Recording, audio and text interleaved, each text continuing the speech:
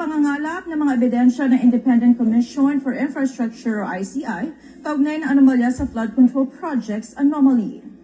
Kabilang sa bago nilang natuklasan ay ang pagkakasangkot dito ng 3 pang senador. Ayon sa komisyon, inaasahan sa susunod na linggo ay may panibagong mga personalidad silang papangalanan sa kanilang interim report. Ito ang balita ni Jed Neresina. We will be filing at least cases at least against 3 sitting or former senators, at least 3 next week. May iba pang personalidad na papangalanan ng Independent Commission for Infrastructure o ICI na umano'y sangkot sa malawakang korupsyon na nangyari sa flood control projects. Kabilang sa mga ito, ang ilan pang senador. Ito ang inihayag ni ICI Chairperson Retired Justice Andres Reyes ngayong araw.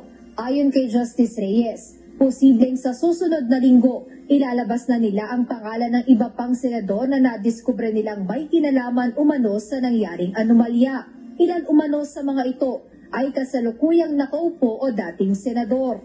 October 29, 2025, nang isinumite ng ICI ang kanilang interim report at rekomendasyon sa Office of the Ombudsman, kung saan kasama sa inirekomenda nilang investigahan at makasuhan sina Senator Joel Villanueva at Senator Jinggoy Estrada. Kasama sa report ng komisyon ang natuklasang pagkakasangkot ng mga nabanggit na opisyal sa umano'y pagtanggap ng mga suhol o unwarranted monetary benefits mula sa mga contractor ng flood control projects. Ipinagtaka naman ni Senator Amy Marcos ang naging pahayag ng ICI kaugnay ng bagong papangalan ng mga senador na umano'y sangkot sa flood control projects anomaly. Ayon sa senadora, tila pabalik-balik na ang nangyayari sa umano'y script ng tinawag niyang teleserye. Ang issue noon, ang dating speaker at ang Congress, ngayon, ang kakasuhan, puro senador. Hindi ka ba magtataka sa mga pangyayari? Tapos, kahapon, tsa-tsa na ulit ang usapin. Diba? Nag-umpisa na naman ang tsa-tsa. Balik na naman tayo sa kauna-unahang script nitong teleseryeng to. Balik na naman sa pagbuwag ng Senado. Ganun ba?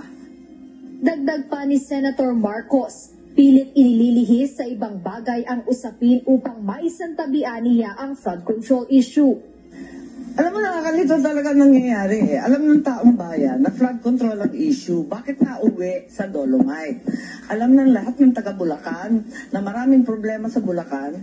Ang mga investigador, ilang beses na pumunta sa Davao. Linilihis eh. Talagang linilihis, napaka-squid tactics na nito. Talagang ginugulo lang ang isipan natin. Sa kabila ng mga pagkukwestiyon sa ICI, tiniyak ni Justice Reyes na nananatili